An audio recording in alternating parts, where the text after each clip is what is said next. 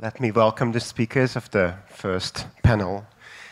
After this amazing theoretical presentation by Professor Haig, I think we will delve into the aspects of mobility, which will touch upon several of these theoretical questions raised, by also giving some practical examples of how we can conceive mobility in performing arts and aesthetics.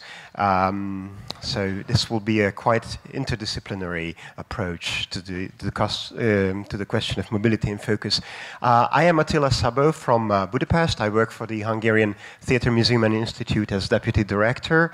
I'm a theatre historian by training, and I was very thrilled to accept this invitation to host this panel. Mobility is one of the issues that I think preoccupies me the most, as it preoccupies our present-day Europe and the present-day world the most. In 2016, together with the so-called Visegrad countries, the Czech, the Slovak, the Polish theatre institutes, we organized a traveling conference on the questions of theatre and mobility, in which we traveled in 4 countries and 10 different cities during a period of time using public transport, trying to map the relationship of theatres in cities and the cities to themselves.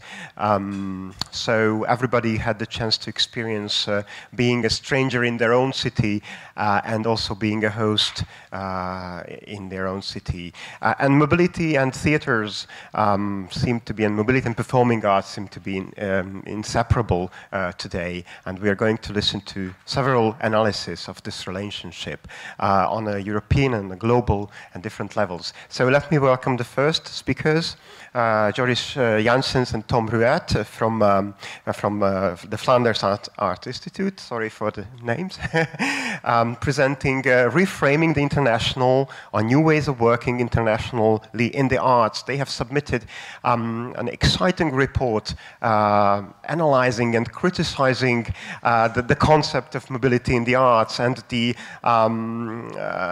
position of the artist in a mobile world. And of course, in the end, they offer several solutions of how to reconceive mobility and how to have a more adequate attitude towards mobility in this well, maybe post-mobility word. So Dr. Joris Janssens is a research and development coordinator at Flanders Art Institute, the supporting organization for the arts in Flanders. Since 2001, he worked at and directed the Vlaams Theatre Institute, the Flemish Theatre Institute. And Dr. Tom Ruet is a data and information coordinator at the same Flanders Art Institute. He holds a PhD in linguistics from the KU Leuven, where he worked from 2008 until 2012. So let me hand over the floor to you too. And after the presentation, which should not be much longer than 15-20 minutes, we will have some immediate questions to you. And if we have time in the end, we will have a larger panel with questions involving all the presentations. So the floor is yours. All right. Thank you very much for kind words in the introduction and for the opportunity to present our research, which has the running title, Reframing the International. It's about alternative approaches to working internationally in the arts. And in fact, we have brought a small pocketbook with us, and it's the result of a 2-year trajectory, which was very interactive with the field. We have organized small conferences, large conferences, done data analysis, published some magazines with interesting texts. We commissioned some essays, and this booklet is kind of like the summary of the whole trajectory. It's kind of like a list of my own aha moments, light bulb moments during the trajectory about the internationalization of the arts. And in the next 15 and 20 minutes, Tom and myself will guide you through the booklet. So it's kind of like the summary of the summary, hopefully as a start of a conversation. So maybe what I first like to do is present briefly something about the context in which we started the research, in that sense that as Flanders Arts Institute, it's quite normal that we do mapping research about internationalization. We've been doing this for 20 years. But somehow, this time it's a little bit different than before. And I try to explain you how this comes. And simply it's because last time we had a mapping was 2010. And we think the world changed quite drastically if we compare with, let's say, 10 years ago. And I have some illustrations to maybe point out how I lived through this, well, the last couple of years and how it changed my view on mobility. It starts at a conference where I was speaking early 2016 about cultural and creative industries in Europe. That was the title, Promoting Smart, Sustainable and Inclusive Growth. It was kind of like a think tank that organizes these kinds of conferences. It was in a hotel in Brussels, and I went there because I wanted to update our figures about internationalization of the performing arts. But I was kind of like struck by what I saw, and more specifically by this graph. And what it shows is the number of foreign co-producers, festivals, venues that contribute to Flemish performing arts. We have a database with productions, and we also list the international co-producers. And for each season since 2000, you see the number of international co-producers we have in our database. And it has risen a lot. So in 2000, we counted 130, and it was more than 500 a number of years later, 14 years later. So we had seen this figure of growth for quite a number of times, but what was worrying was, in fact, that the internationalization increased precisely at the moments, the first years after the financial economic crisis. So this is quite worrying. We always thought that internationalization was the result of good policy. It appeared to be differently. When the government stepped back, we see that organizations are working more internationally. So this was quite worrying also because, of course, this is a very fast growth cycle. It cannot continue. We also calculated that to keep this pace growing, you would need 280,000 international co-producers in the year 2060. So we know that at a certain point it had to stop. And already our latest analysis showed that it had stopped. So around 2016, we saw this increasing economic pressure on our sector. And it was the same time when every day in the newspapers there were news stories developing that really put pressure on our idea of international mobility, a refugee crisis, Brexit, Trump election, also national identity politics in different countries, including this one, with a concrete impact on everyday practice in the field. So at this moment, we thought, yeah, well, we cannot continue just talking about the same story. We've been telling the growth story also for the Flemish performing arts, but we needed to step back. Also inspired by the words of Taru Elfwing. She's a curator of residency places who at one time at the conference said, yeah, the age of innocence is over concerning international mobility. So we took a step back, and that is the context of the research. We wanted to understand really what's happening in the field, how to understand this pressure, and also these developments in broader society, how to understand them, what is the impact on our work, before we start mapping, yeah, what could be possible responses. So the first thing is we collected a number of data, statistics, and we learned some stuff from that. And Tom will explain to you how this went underway. Yeah, exactly. I'm supposed to be the data nerd of Flanders Arts Institute, so I have the honor to present a couple of numbers, and then afterwards yours will deconstruct them again. Anyway, so we did some data explorations. One of them, you already saw the graph about the co-productions in the performing arts. I'll look a little bit more in something that's different from theater, but something about live music by Belgian acts in foreign countries. But we also did some explorations on shows of visual arts, travel subsidies, that's a subsidy instrument of the Flemish government. And then I will delve a little bit more in detail about what's on offer in Flanders and Brussels from an international perspective. So I'll be quick about it. First thing that you do if you're asked to work on data, it's a reaction. You start looking at export. So you take a list of Belgian artists and you see where they go. And what you see immediately is there's a bunch of technical stuff going on, but what you see is that most of them, that's the darker redder colors, they either stay close by, or that's over here, or they go to a place where they can make money.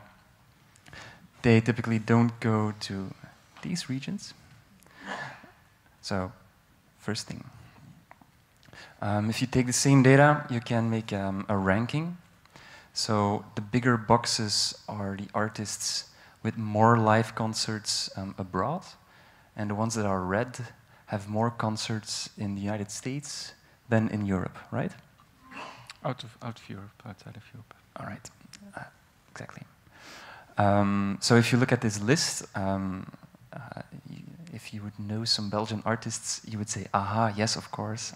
Aha, yes, of course. But then here you would say, who's this?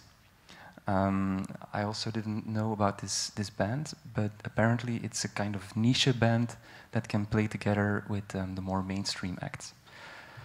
So this is the band in question. It's a very specific genre. And what you see is that they have a different kind of trajectory. They're actually more known outside of Belgium than they are inside of Belgium. So the graph here on the left side is the overview of concerts of a more mainstream artist. You see that she started in Belgium, keeps a large amount of concerts, that this is the gray box, inside of Belgium, and goes from inside Belgium to outside of Belgium. So she grows her international presence. As a matter of fact, she also does this strategically, so there are 2 years where there is a lot of focus, but then it's scaled back a little bit, and then there is again some focus, whereas this niche band is more always everywhere. So that's various career models. Just to point a little bit out what a burden it can be to be everywhere all the time, as this niche band is doing. There's actually only one person in the band that's constant. That's the top line here. And you see that over time there are many changes in personnel. That's partly mainly due to the heavy touring schedule. Okay, so that's export. We look at people that are going from Belgium outside or that are very famous outside Belgium.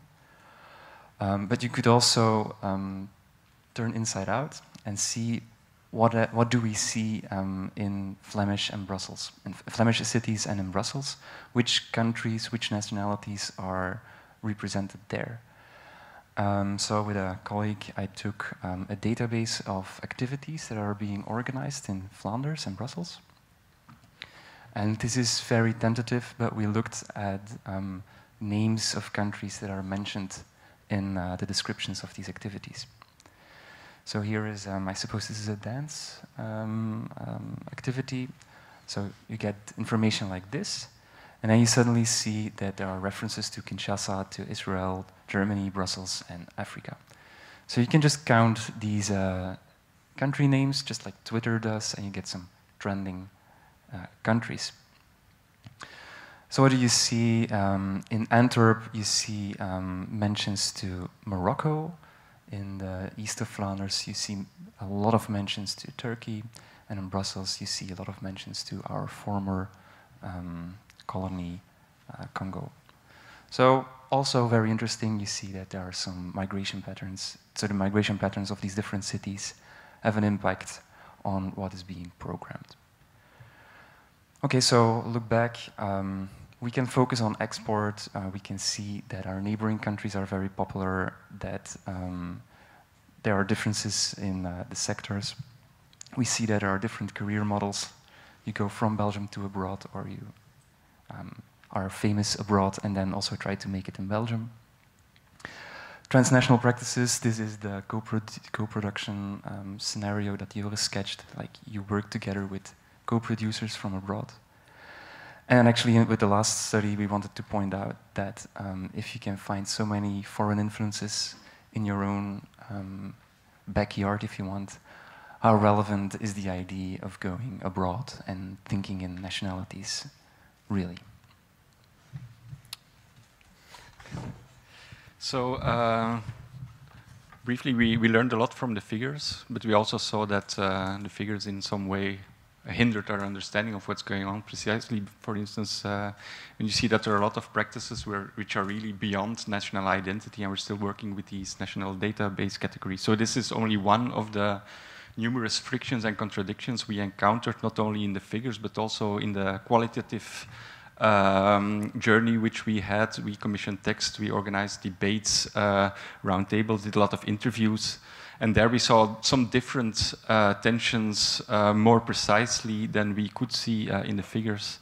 In the little booklet, we took them together as 6 kind of like contradictions concerning international mobility today. I will sketch them out for you briefly, mainly with quotes. And the first is kind of like an economic contradiction. Maybe we've all been reading newspapers about the art markets the last couple of years, and every so and so we see that new figures have been emerging, that really visual arts market is booming and expanding. The other day in the newspaper you read reports about precarity of artists, so there you have a first contradiction. The markets are growing, but who is getting better from that? It's one kind of like economic tension. More on a personal human level, if you have this precarity as an increasing trend in the field, then you get kind of like a tension between the artistic freedom, the autonomy that artists have on the one hand, in principle, it's one of the bases of the way we work. But if you look at the organization of the system, then you see that a lot of artists are being forced to move because of how the system is organized. That is what we call hypermobility, and we had in one of the texts in our magazine, maybe you should show the magazines or pass them on. We had a good text by Ash Bulayev, who is a curator curating a residency program, and he gave an example of some of the artists whom he worked with. Maria Hasabi and Trejal Harrell were performing artists, you might know them. They used to live in New York City, but now they live, let's say, all over the place in 4 or 5 countries at the same time. And the point Ash made is that in neither of these countries, these artists receive structural funding. So a lot of their traveling and working abroad is really a way to develop a patchwork of commissions, project subsidies, co-productions, residencies, different kinds of funding just to be able to work. And that demands a lot of energy. And it's not what we see. We see a renowned artist on stage, but the reality behind that, it's quite different. And Ash called it really manic. So this is a second tension, the artistic freedom versus the frenzy of the international lifestyle.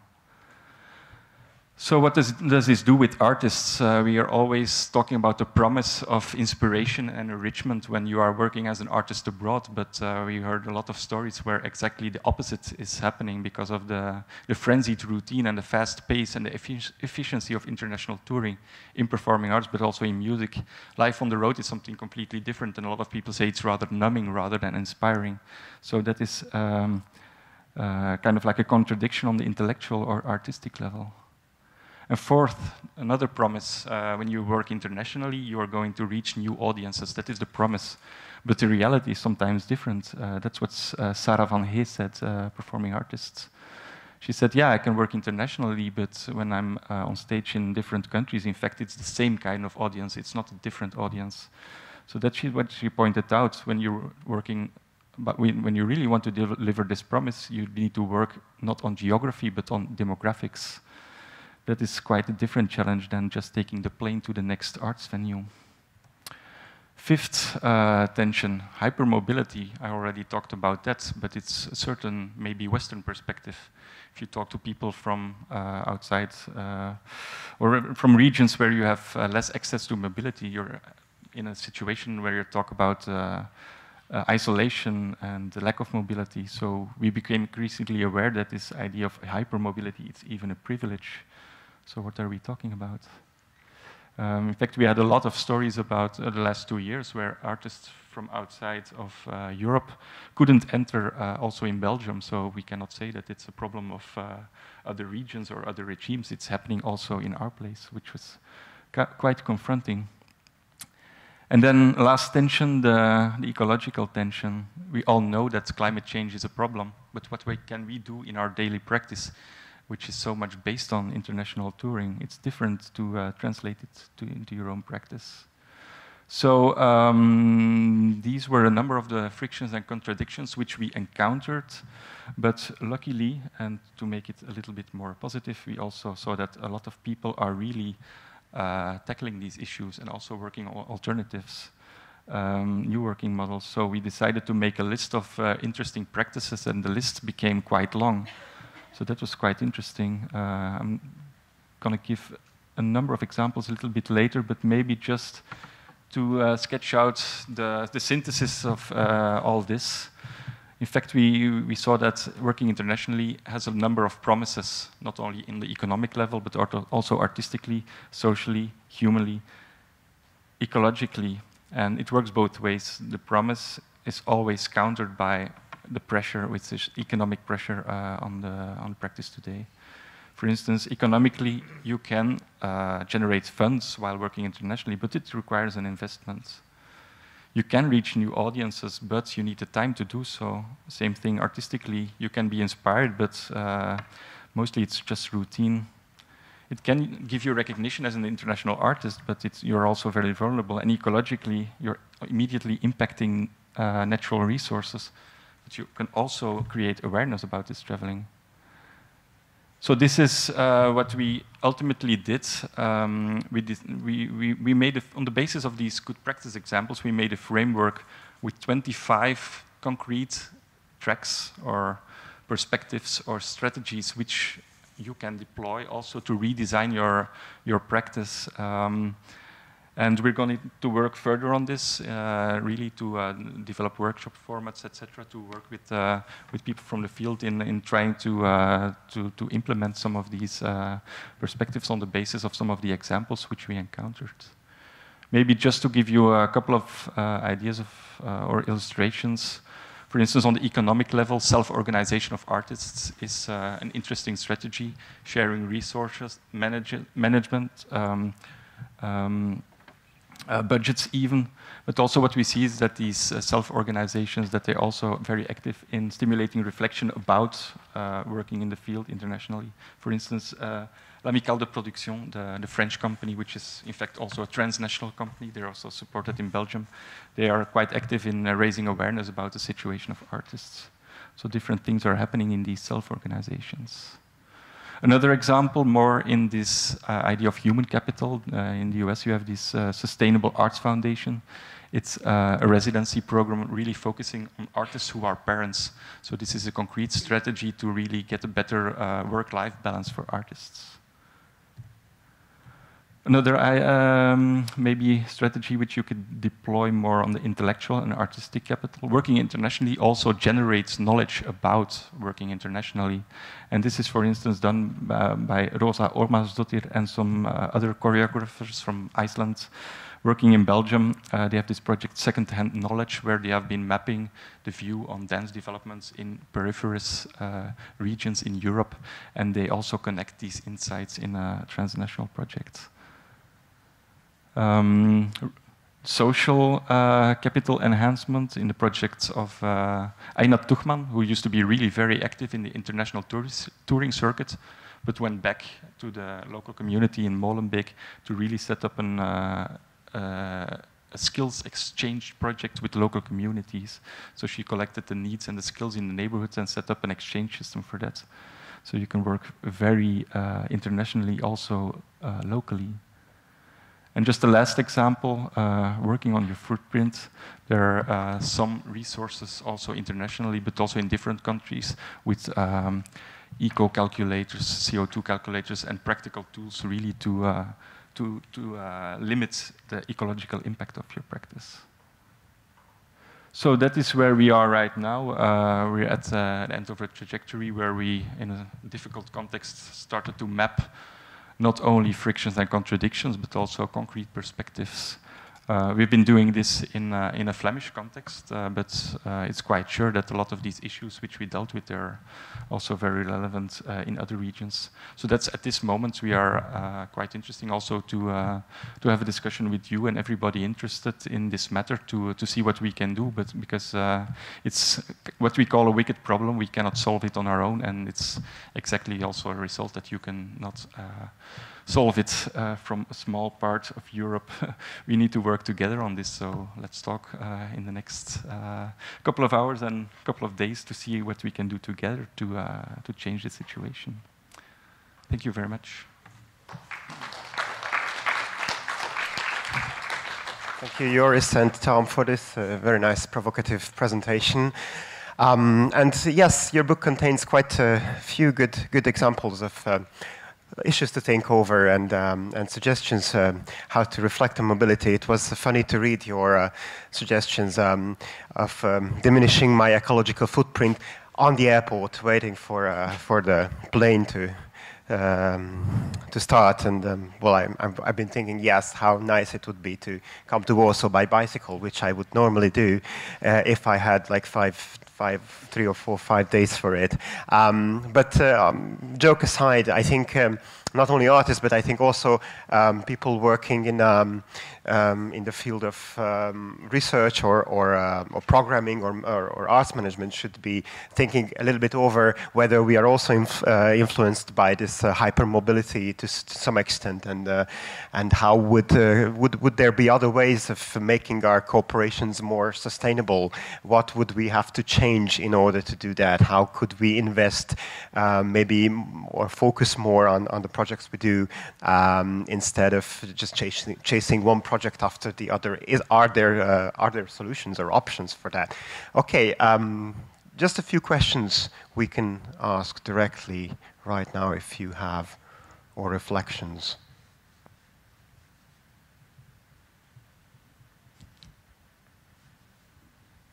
No, so not now. Maybe afterwards, and then I hope we'll have some time for a little discussion.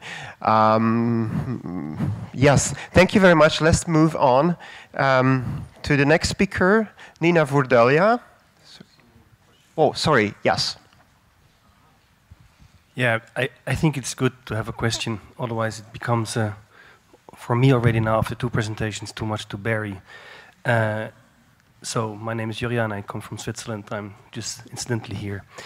My question would be to this presentation and your research, do you have material from other countries, and did you see if that's a big difference, if it's not Belgium and Brussels, which of course is typically in the center of movement and of mobility, but for example, how would it be in Eastern Europe, being here in Poland? Is there anything known by you on this topic, comparing to other situations? Yeah, of course, we fully understand that our perspective is also in a way it's local. When we're talking about these transnational practice, we're quite aware that it is in certain way a kind of like Western European perspective, or if you're not talking about countries, a number of cities, of which Brussels is one. So that is quite clear. But a number of these discussions we have been also we've been having them in an international context. For instance, also together with Marta, we've been developing a Creative Europe project. It's called Reshape, and we will start quite soon. And so we had a lot of discussions with a number of partners, also from the southeast of Europe and the Western Europe. And what is exactly very interesting, that if you look from a little bit further distance, there are a lot of points which we have in common. For instance, the pressure on the artist, the economic aspects, completely different situation, but the points are the same, and we can learn a lot also from the solutions which we are developing. And that is exactly what we want to do in this Reshape project. So we will have kind of like 5 piloting groups with people from different regions of Europe, really with concrete examples in trying to find these solutions and bring them together. And we think that this discussion is not enough happening at this moment, and that we should advance it. So yes, we're aware that we should continue the discussion. We hope to do so in the future. And we know that we are only in the early stages of that.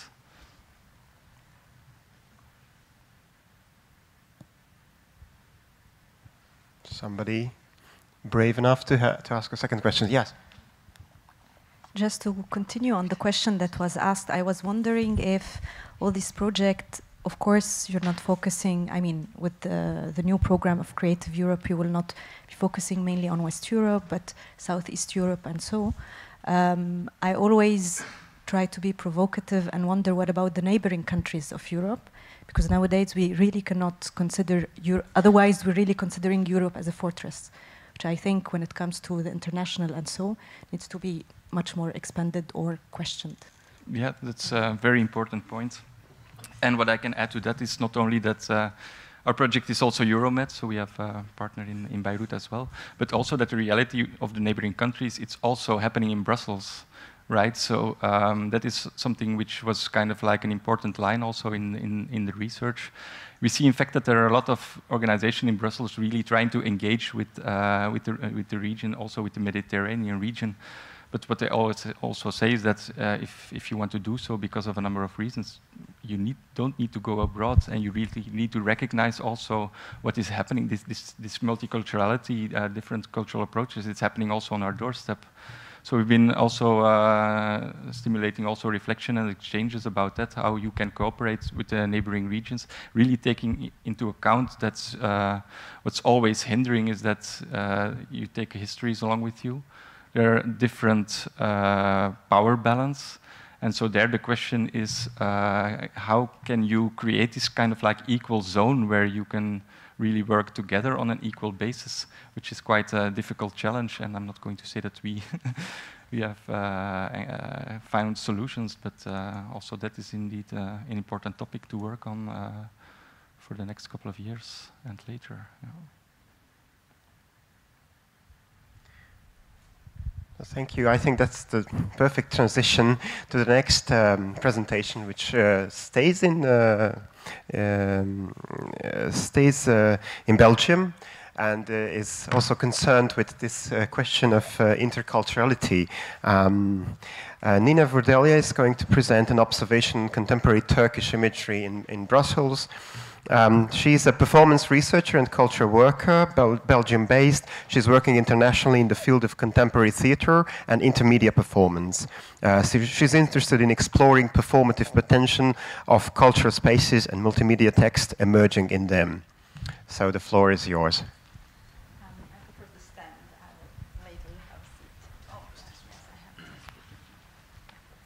a seat. Hello, everyone. So my name is Nina. I come here from Brussels, Belgium. I do my PhD at University of Tampere, Finland. And originally, I come from many countries of former Yugoslavia.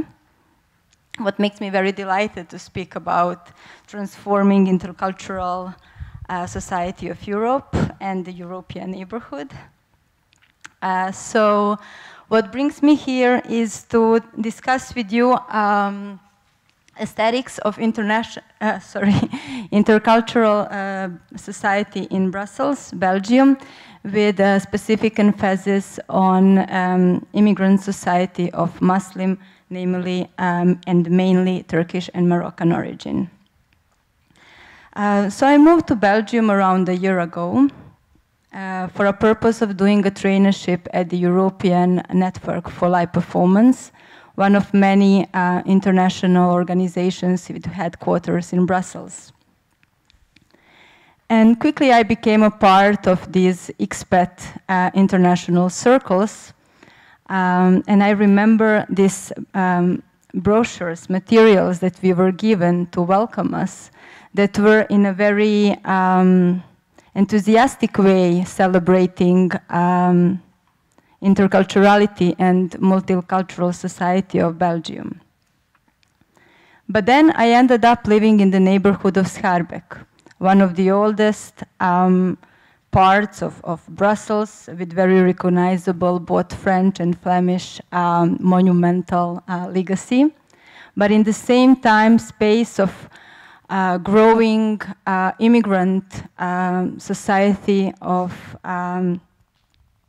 Turkish and, as I said, well, I would say like of the immigrants of Muslim origin, but they happen to come mainly from Turkey, Morocco, then lately from Albania, Syria, and also from spaces of former Yugoslavia as well.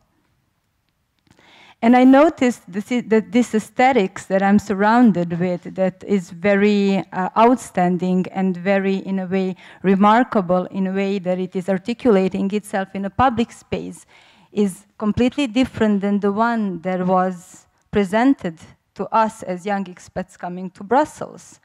So I noticed this is alternative aesthetics. It's aesthetics that is, in a way, like urban mythology. It's aesthetics that is unwritten, that is unsaid, but that is like very, very strongly present in this microspace of intercultural Brussels.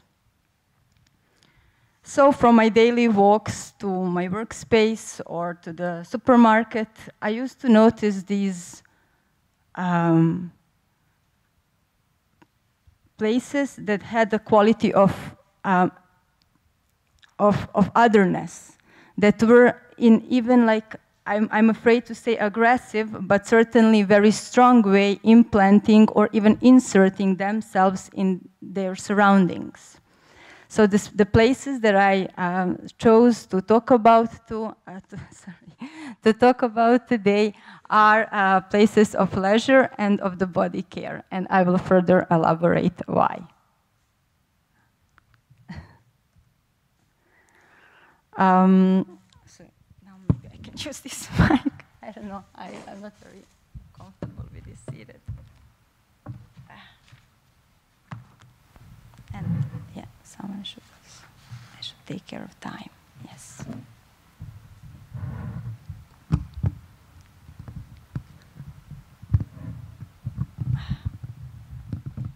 Okay, is this good? Okay. As I said, this topic came very spontaneously to me on the level of everyday observation. So it's also where my methodology comes from. My methodology mainly comes from cultural and performance studies and is based on daily observation, notation, and documentation of the places that I will talk about. As a performance researcher, I'm primarily interested in performance of everyday life and performative production of space. On the theoretical level, I'm mainly dealing with the ideas, actually the most intriguing and the most precious for me were ideas of social delinquency, delivered already in the 60s by Michel Certeau, but I think very actual and with a huge critical potential even nowadays. As well, a lot of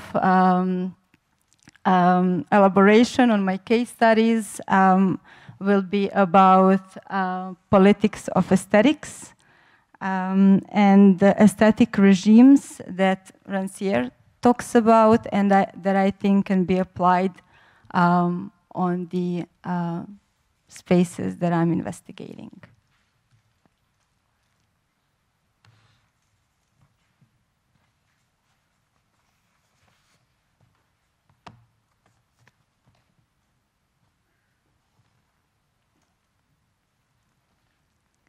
So, as I already introduced, the concept of spatial stories and urban fictions are the most important for my observation. And this quality of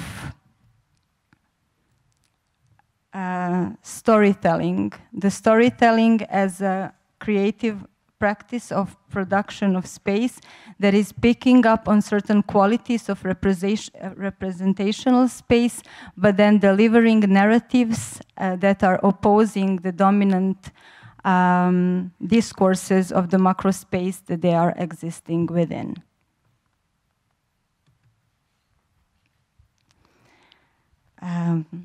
So as I said, my case studies are places of leisure and places of beauty or body care.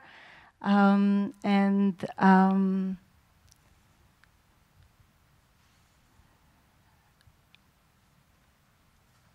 would probably I should first introduce this place.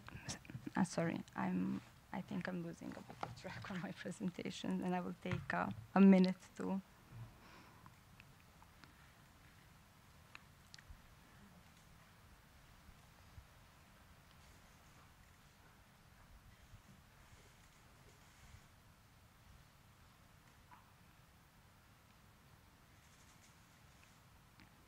Okay, why these spaces? First were places of leisure. or bars and coffee places in the neighborhood of Schaerbeek, Brussels. Well, first reason for selecting these spaces was their frequency, and actually the number of these that were located in the rather small geographical area of Schaerbeek. They're mainly situated in the open spaces of squares, one of them being Leeds in Brussels. And now I don't know how to access my images. Yes. I had. Yes. Because I think it's very important actually to show how they look like.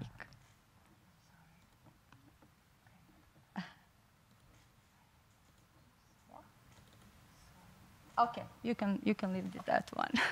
So this is the square of Leeds, one of the biggest squares in Schaerbeek, and this space has the quality of agora. It's the space of gathering of mainly immigrant community of Brussels, of Schaerbeek, but in the same time space of very loud, in every sense of the word, and very intense negotiation, and also currently also very intense political debate in the light of current elections. So the spaces of hair salons and barber shops, and as well coffee bars and coffee shops are located in the surroundings of the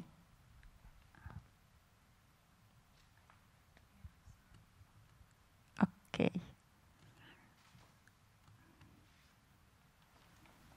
Oh, maybe you can get some idea.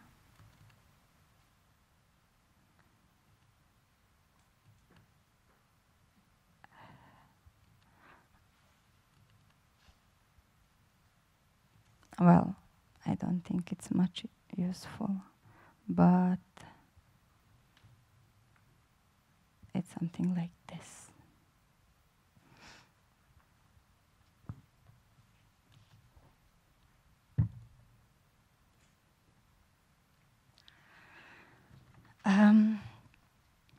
So the reason to include these spaces was their aesthetics, that they are characterized with very uniformed aesthetics. In case of bars, it's aesthetics that is characterized with a fluorescent sign, very fluorescent signs, and very bright colors of the exterior and as well interior, and of the names, the firms of the bars that are having their origin in mainly, I would say, like Western mass culture, such as Crazy Horse, Flying Lions, Apocalypse, Broadway, Montana, and similar. Also, one of the qualities of the space was something that I characterized as hyperscreen aesthetics, that in many of these bars we could see multiple TV screens almost on every wall, and as well many customers, many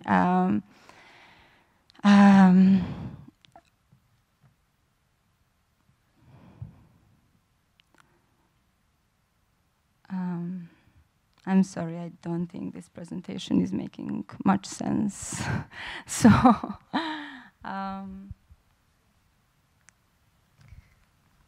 maybe, Attila, we can have an intersection of questions, or... I'm sorry, but I really, I'm very uncomfortable to waste your time, but somehow I lost track of my thoughts. Okay, so maybe we can go on in a more dialogic way, presenting your research and results. There's already a question. Yes. I think that your presentation is extremely interesting. Honestly, maybe there's a little bit of track because of the fact of presenting probably to a larger audience and so. I clearly see the connection with this notion of mobility and aesthetics, looking at the background of the spaces, that the cultural background of the spaces, and those spaces being also performative spaces somehow of this mobility. So my question to you would be very kind of personal. You chose those spaces, like the reasons behind choosing those spaces, other than the fact that most probably they are very cultural, there is this homogeneity in regard to the cultural side. Yes, well, I have to say thank you very much for your question. I'm not used to this setting of the computer and the presentation. I'm more performative person, so I'm used to more like using my body in presenting. So maybe I will feel more comfortable if I really stand up. And if I can get a phone. So then maybe I can really explain you what triggered me to these spaces. Well, certainly homogeneity and their uniformness was one of the reasons, because there were so many and they were coming up at every corner to me. But other reason was this idea of discontinuity and displacement that they have in themselves, that somehow they're hard to define. They're so strongly embedded in this intercultural environment where they belong, that they are supposed to speak on behalf, but they're not. They're other, and they are labeled with this threshold. There is very certain space in and space out, and very strong barrier that you have to cross in order to be in and out. And that discontinuity also is based upon their relation to the culture where they are supposed to come from, and the culture or interculturality that they are directing or delivering themselves to. So when I saw these places, I thought they are not really reminding.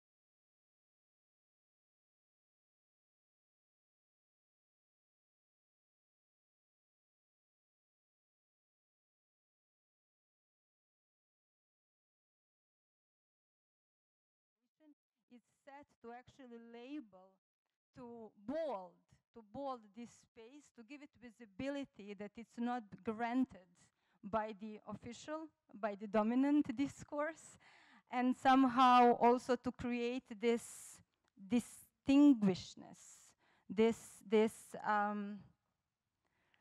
very articulated presence, but in the same time heterotopian quality of the space, in a way that these spaces are very complex in the layers that they contain. And maybe when I touched upon, when I introduced this hyperscreen culture that I'm seeing in these bars, and exactly when I entered, I saw these open a constant radio and TV broadcasts, mainly from the countries of origin, from countries with dominant Muslim population. But then in the same time, really customers, even if in groups, being on Skype and being in some other parallel reality. So this is this complex layers of space. There is a physical representational space that we see, but there are also these spaces of multiple presence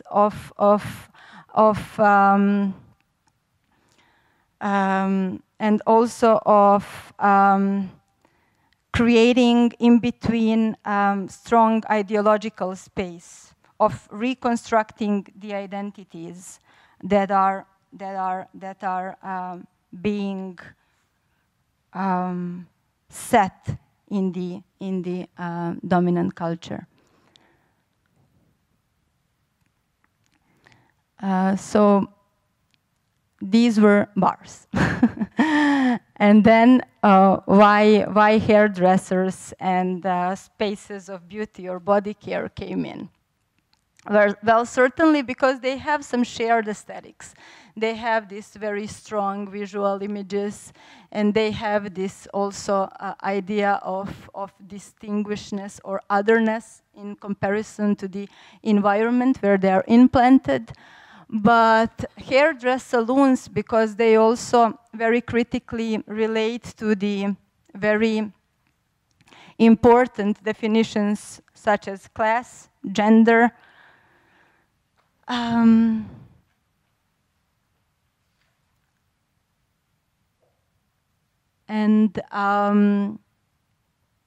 collectivity, collective identity of immigrant society.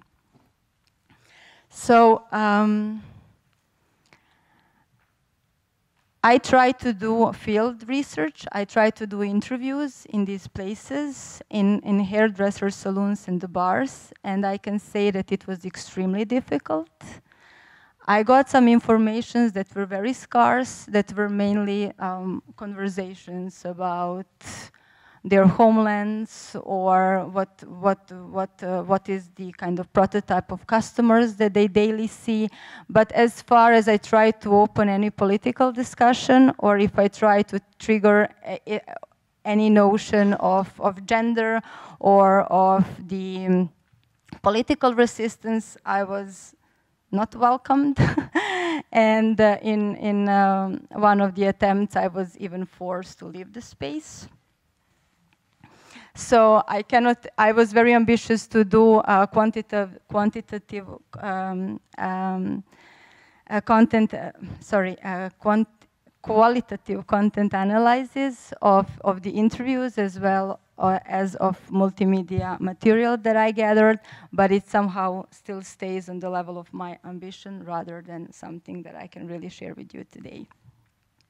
So then I decided, okay, but I will in the end work with images, because it is images that we are talking about. Is this imagery that is in the way delivering a story, that is storytelling for itself. So let's say what images are saying. So in the cases of hairdressers, we have these very bold and very defined images of masculinity, or something that I'm saying masculinity because numerically, there were way more places of male hair care than there were of female. And these images are also very, I would even say, I dare to say queer, in a way that they are undefined, that they are disconnecting themselves from the traditional imagery of what we would possibly imagine as a Muslim male middle class young person, but then they're also completely disconnecting themselves from the surrounding aesthetics of what is Brussels middle-aged middle class male person.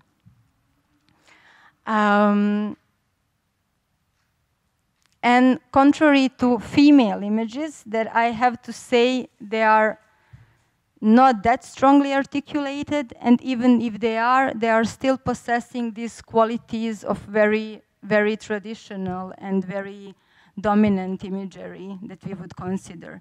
They are very exotic in a way, and also extremely cosmeticized.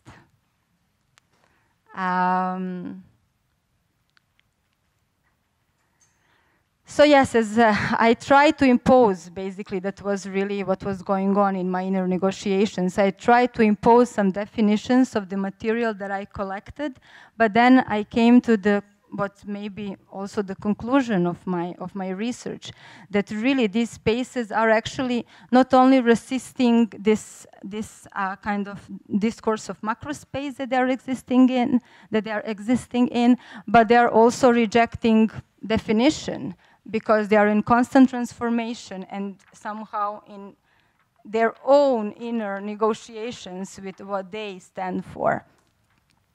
So there are some of the thoughts that I had about it. So these layers of space I already described, that there is this public microspace where they exist and where they are acknowledged. But then in a way, there is way more intense and complex microspace of ideology, microspace of ideology, and also microspace of resistance.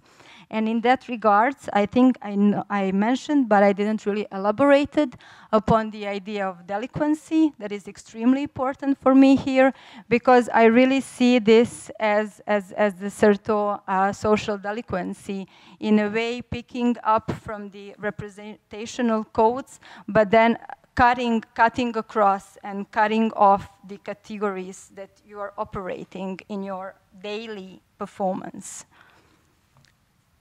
of the social roles. You understand me, right? So yes, these are some of the social processes that are going on in these spaces. So as I said, like separation from the macro space, and then this inner and outer resistance, and then reappropriation of the roles and concepts that are anymore neither belonging to the space of origin nor to the space of destination, but in this transitory space of mobile aesthetics. And then some concepts that I was working around and that I wanted to share with you. And I think more or less we went across them. Maybe some other question.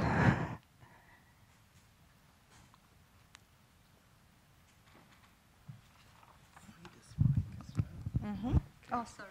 And then we have to, yes. Hello. Since you have chosen also very male places, did you have a problem because you are a woman, probably because you chosen barber and so on? Exactly. I did have problems. I want to say that also, as I said, I selected certain spaces and places to show here, but they are not exclusively like that. So there are also female hairdresser shops, and there are also unisex hairdresser shops. So I was also entering these firstly to somehow break through, but then actually I would end up in really male salons. And yes, I was observed with skepticism, and in last of the cases that I really remember strikingly was that I was asked actually, yes, to leave. And even when I went out, I was waiting for a public transport, and I was even asked to leave, so to take distance. I guess that my questions were considered not only upsetting, but also critical, but critical through the lenses of, I would even say, like anti-Muslim or anti-Islam point of view. But this was certainly not the idea. But I'm afraid that it was perceived like that I came to criticize the Islam notion of gender or of gender separation or of the public spaces that worked with these. Well, you mentioned that you were trying to interview them, and it was very difficult at a certain point. Yes. But you also said that you were asking some political questions and things that they might have found provocative. But my question is if whether asking them about aesthetics, which you said was the starting point of your research, would have been any different, like asking them to talk about their beard grooming practices, or how they like their hairs, or what types of shows or football matches they enjoy watching. Would this be a material that might not be that helpful for I don't know, for scientific research? But, and maybe this is the second part of my questions, are you thinking about doing some performative research maybe? So are you maybe thinking about investigating these issues in a performative way, like producing a kind of play or a show or some kind of artistic piece in which you can absolutely incorporate also your attitudes and your struggles and of course your own position as a woman in transition and as an outsider and not outsider at the same time in the context? Yes, that's very inspirative question or proposal, and it's certainly something to work with. I guess the political questions that I asked were not really very direct. But for instance, you see, or I hope you see, that like here in the, next to these like hyper gender images of men, we also have the posters that are actually posters for the current elections. So maybe that's what brought some really like, that was maybe the most direct political questions. Why do we have a poster? And because I was making a joke, are you also giving a haircut to these politicians?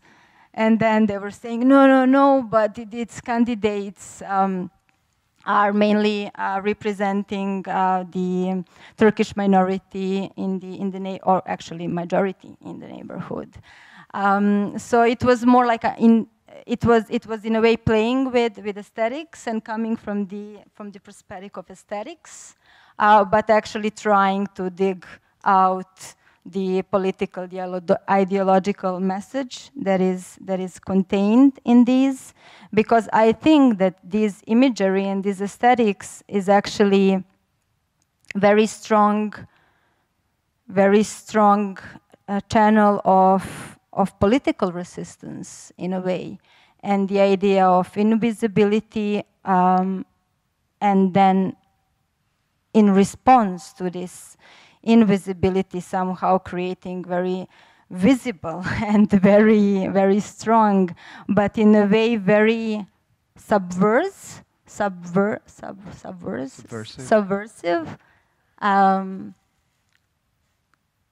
ideological message through the aesthetics, introducing a new actually aesthetical regime that is very banal. It really exists on the level of daily banality and daily practices, individual and collective. I think there was another question. Wojtek, no? Huh? Okay. So, any other question? Christine?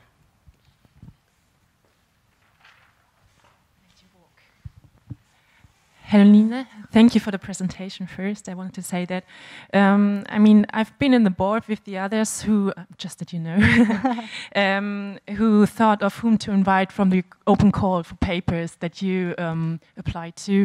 And we wanted to invite you, just also for the audience to know, as we saw, this was really interesting for us because we wrote out this open call on the theme of mobility of aesthetics, and we had many interests from Belgium, and you will see that Jonas will continue also being from Belgium, just to tell you already. And this was very interesting for us to see why is it that way, what's happening in Belgium, but it's so much interest in that mobility theme and the aesthetics theme. And you see Tom and Joris, they gave a very general overview of exporting, and on the other way, you gave a very inside view of your self-experience.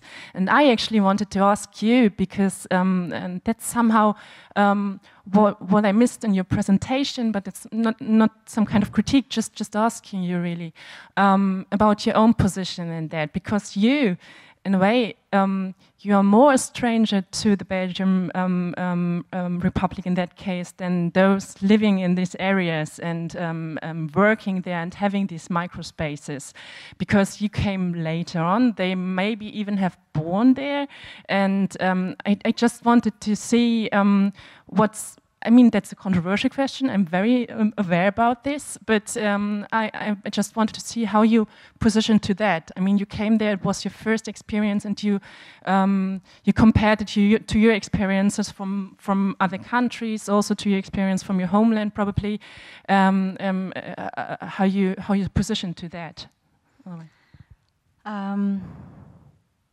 First of all, it was exactly very interesting to listen to the first presentation and somehow then to have this challenge to relate to the facts and figures and really very structural kind of state of the art in Belgium.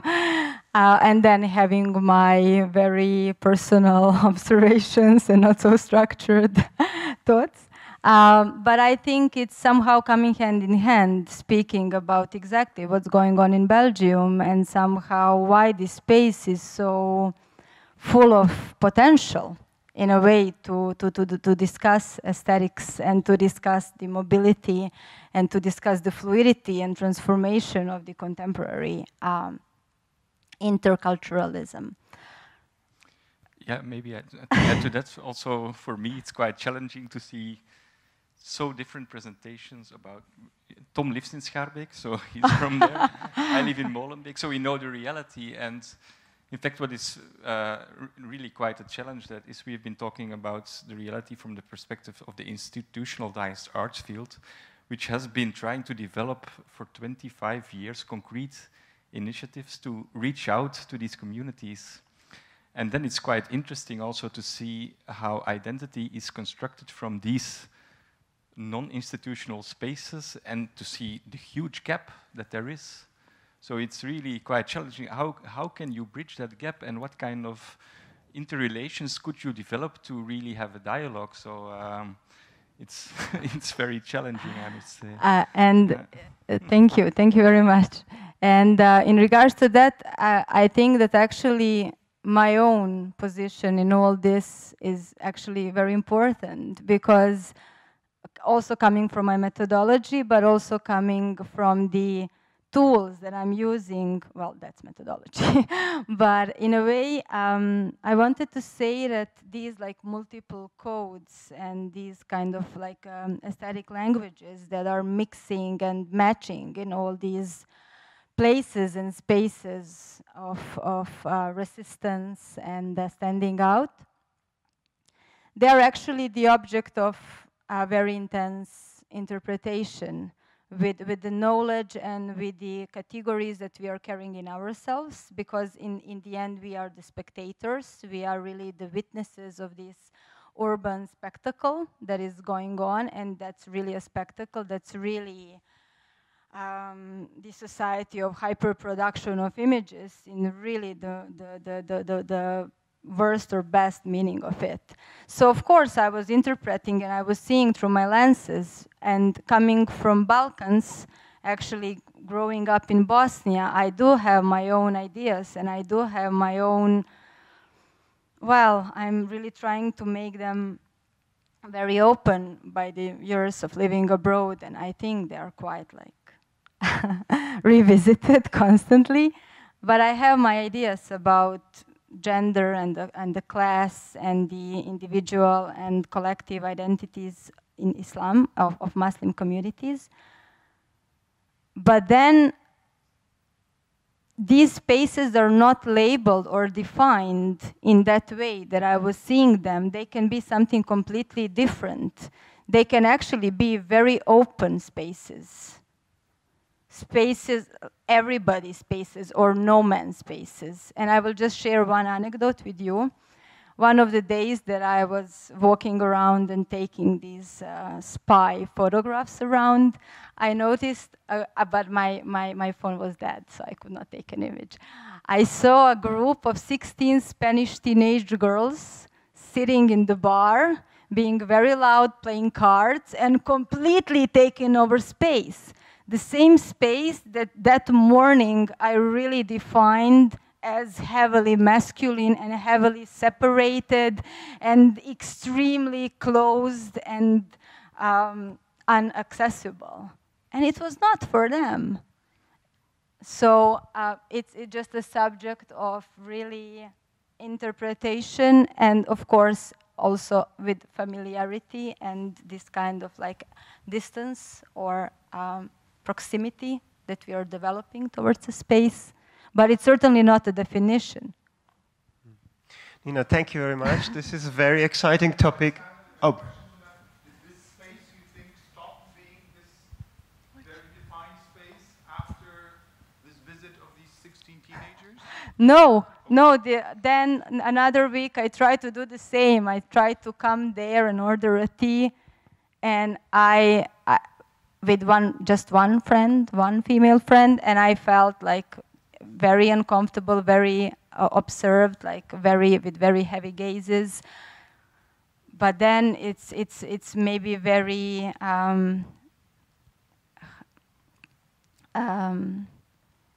it's very personal. It's this like hermeneutics in a way that really carries from personal interpretation.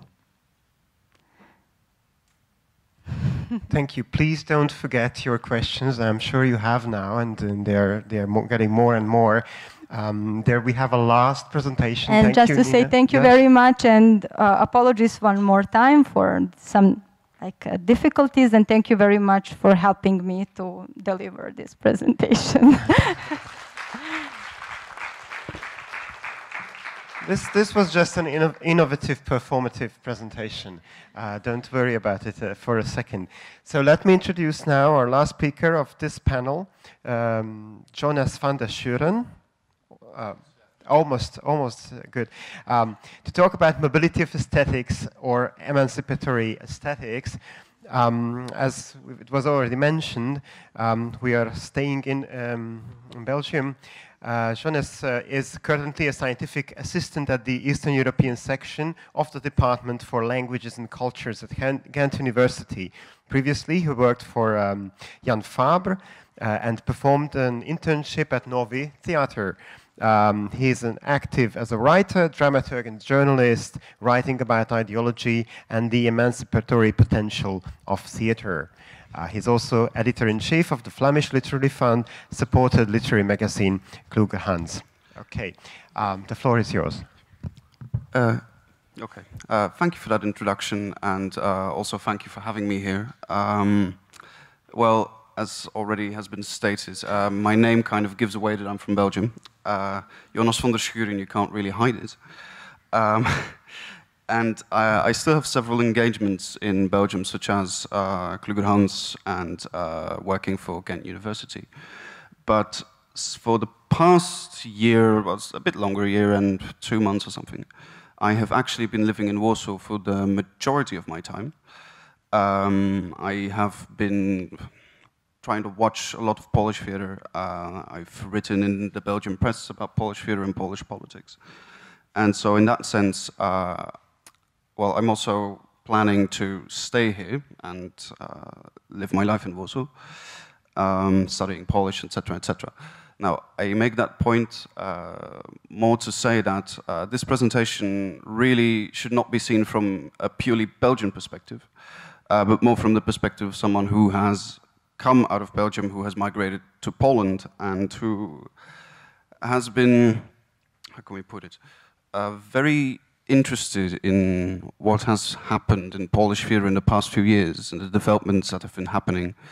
And so in this presentation, I am actually more just trying to set out several ideas based on what I've seen in Poland, starting from that Polish experience, not going from Belgium. Although I do have to say that the stuff I've heard about Belgium was very interesting and informative for me as well. But I do think that was an important point to make. So, yeah, actually, so the presentation is called Towards an Emancipatory Space in Aesthetics.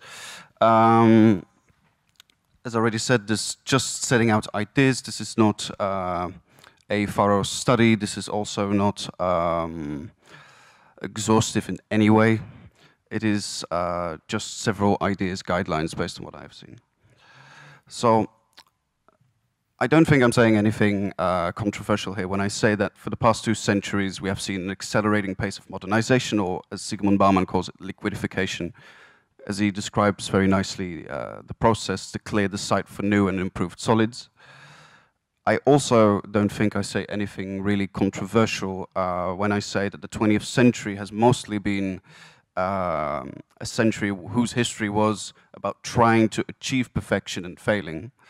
And I also don't think I say, or at least I hope I don't say anything very controversial when I agree with what Zygmunt Bauman says, that today modernity has entered a new phase in which that instead of trying to achieve perfection, we're now trying basically in a process of constant renewal, where that has become the goal and no longer any defined process. Yeah, profound. So in the past 2 centuries, there's been profound changes in mobility, proximity, and exchange. That's just a general point. However, what I really thought when I read the call for papers for this conference is that I found it very interesting, stimulating, very interesting and stimulating to think about. However, I was not of the opinion that the problem really is with mobility itself here.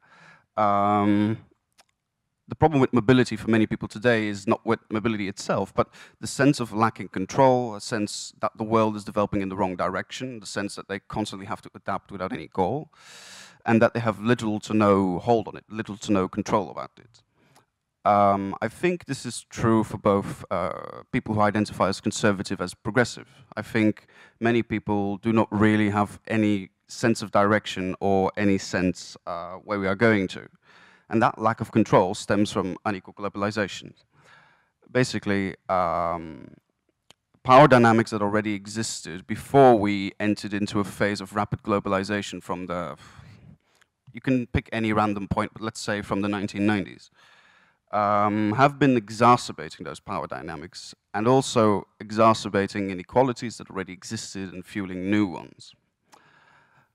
That raises several important questions which I think as theatre and as arts we should engage with, which is both ideas and people are more mobile than ever, so mobility of aesthetics, mobility of ideas, but that does not necessarily imply that the world will develop in a more equal direction, which was an assumption that was made especially in progressive circles for, I think, 2-3 decades, the idea that through more interconnectivity and through only dialogue, that this in itself would create a more equal world. However, I would like to say that the way in which the technologies have been developed via modernity and the technologies that have fueled this in more rapid globalizations as digital technologies, network technologies, etc., that the ways they are harnessed and the way in which power is distributed in the world is actually more important. An example of this, an example I always think of when I am talking to people about this, quite simple, is the fact that the mobility of capital and the mobility of the owners of capital is today far more developed than the mobility of people. An example of that, a sad but a true example of that, is a Syrian refugee fleeing his country from war versus just a random New York City banker, just a random example, is that both are people but only one of these two people can actually freely travel, which is, I think, a very clear example of the stark inequalities in mobility today. And I think that categories of sex and race prevent the vast majority of humanity to travel uninhibited. Again, I hope this is not very controversial to say this, but I do think this is the world we are operating in and with which we should engage and develop our ideas as a theatre field. So that raises the question, of course, what can theatre do? Now, there's several levels on this. Due to limited time, I have chosen to speak about theatre institutions, also because I think where I have been for the past year in Poland, the most profound changes have been happening with institutions, both in positive and negative sense. So what can theatre do? Of course, on the level of theatre performances, on the level of aesthetics, of ideas, it is possible to formulate answers to this. However, I do not think that is enough. And I think that's also one of the biggest lessons for me personally after talking to people here and seeing things here is that institutions, structures, the way the theatre field in itself as a whole works is actually way more important if we want to make structural and more durable change. So as I write in the PowerPoint, the change in institutional framework, I think a change in institutional framework is needed to create a genuine emancipatory space from which it is possible to challenge dominant narrative images and memories. That's a lot. I'm moving to theatre performances shortly, because I do think there is an important point to make here is that one thing I also myself kind of struggle with is when we're talking about politics, theatre, etc., is how do you actually guarantee artistic autonomy? Because this is obviously can lead to a slippery slope, and we do not want to go to a world in which politics in itself decide what happens with theatre. I think that the structural changes that need to happen actually should guarantee artistic autonomy, but artistic autonomy, obviously, the word autonomy in itself says it, does not happen in a vacuum. It is not possible to see what a theatre performance talks about. Like, you cannot have a radical theatre performance which proposes radical equality being produced in a theatre institution that itself does not practice this in any way, shape, or form. That, I think, breeds cynicism in the longer term. And I also think that it's in the very roots of theatre as an art practice, where rituality, the roots as rituality is a common practice to remember.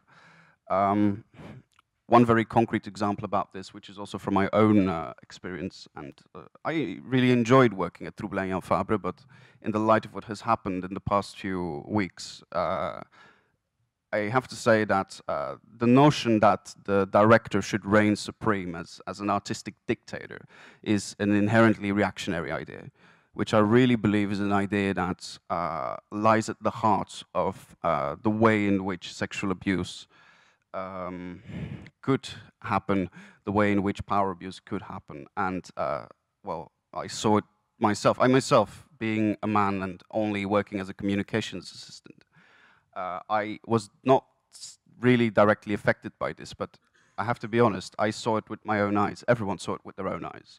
And that culture of silence really was underpinned by that idea that the director is a genius.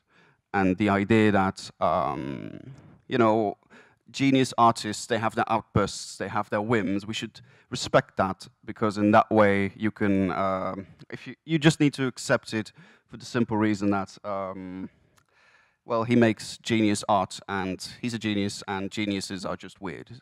It's kind of the tenure I experienced, and therefore I again think that's also an important point to make. But lots of general points aside, I would like to move to theatre institutions. I think theatre institution. No, I have to. Maybe I should rephrase it here. I think that theatre institution today largely reproduces unequal power relations in society at large. That is a very general statement. We can easily find examples where it's not the case. But I think that, generally speaking, I think this is true. I think, especially here in Poland, where you still have plenty of very, how do you say it properly in English? Geïsoleerd. Yeah, niet in die zin. Very, well, yeah, I'll just go with isolated. Very isolated institutions, yeah, who are just not engaging with the society they're rooted in. I think that such theatre institutions, in their institutional workings, carry profound memories of inequality, racism, and sexism. And therefore, I think that theatre institutions are often unconsciously reproducing a conservative ideology which legitimizes power abuse in society at large. Again, it's linked to the idea of the artistic genius. The idea that the theatre should be a haven for high culture automatically makes it a space closed for the vast majority of society. If the only function of a theatre is to reproduce the great classics without any regard of what is actually happening, i.e. just reproducing uncritically what the message that these works actually carry out, because you cannot see them in a vacuum, I think, then they basically close themselves off. And in this, I do not think that such theatre institutions support democracy, actually, and I put it very sharply here on purpose, because I think that for example, in Poland, it's a bit of a controversial example, but let's just say that Teatr Polski in Wrocław, what has happened there, where you have a director who only, a new director who only puts on more traditional plays, let's put it that way. No, it's a bad example. No, because no one takes it serious, the Teatr Polski in Wrocław anymore, which is sad. But that's just true. Well, I'm talking about ideas now, so I think I'll just keep it general. I think that it does not support democracy or radical change, but actively slows it down. I'm trying to go through it a bit quicker because I know. So you have to forgive me for rambling a bit, but time. However, the power of reproduction does not necessarily have to reproduce a conservative ideology. That power can also be harnessed to break down long-seated inequalities, since it is in the very nature of theatre to reproduce. And that is where the idea of the emancipatory space comes in, which is the idea to create a space in theatre institutions that, where it is possible to emancipate from dominant narratives, images, and memories, allowing other memories, narratives, and images to emerge. An example of this is Klątwa by Oliver Frick. Was a very controversial play, but it's not the controversy, I think, that's important about this play. I think it is exactly the fact that it says what cannot be said by dominant narratives, that it challenges the idea that the church is the great savior of Poland, that it challenges the idea that priests are inherently guardians of the soul, etc., etc., etc., and unmasks the way in which they abuse power and the way they amass wealth, the way they engage in sexual abuse, etc., etc. That brings us to the question of institutional reform. How do you actually create an emancipatory space in theatre institutions? I think to go from a haven of high culture to an emancipated space, it is very important to democratize internal hierarchies, like, for example, has been happening at Teatr Powszechny. Not as radical as what I write here, but it's just several suggestions. So, first of all, tackling the culture of silence on power abuse and sexual abuse, by tackling also those ideas I talked about earlier, allowing and also supporting trade unions and strong workers' rights, because I do think this is something that is often put under the mat. You know, we're all supposed to be pretty progressive, but this is a touchy issue, I've noticed. Also something that's happening at Powszechny is breaking down the barriers between artistic and supporting departments, creating a more open environment which is more dialogue. And also, something I think that could be interesting in the longer term and could really change how institutions function is supporting democratic representation on governing boards with not necessarily decisive, but it's possible, decisive voting rights for workers' representatives. By that I obviously mean everyone working in a theater, right? I mean that the theater in itself actually represents the people working for it. However, that's not enough, because a big problem with theaters is that they are isolated from their communities. So to make them work together with local communities, again, I think Teatr Powszechny is very interesting in this, is actively inviting civil society to participate in projects. I'll leave that aside now. Actively invite local communities to watch performances and to engage with them. And also allowing the institution to become a meeting space for local organizations, for local people, for new initiatives, and also for social action, political action, environmental action, etc., etc. Of course, if this is practically possible. Yes, the aims, I don't have to go through them all. I think just the aim of these ideas is to move beyond theatre's traditional role of supporting the ruling class and allowing a more open, polyphonic, pluralistic and democratic society, challenging narrative, memories and images, so allowing other narratives and images to emerge.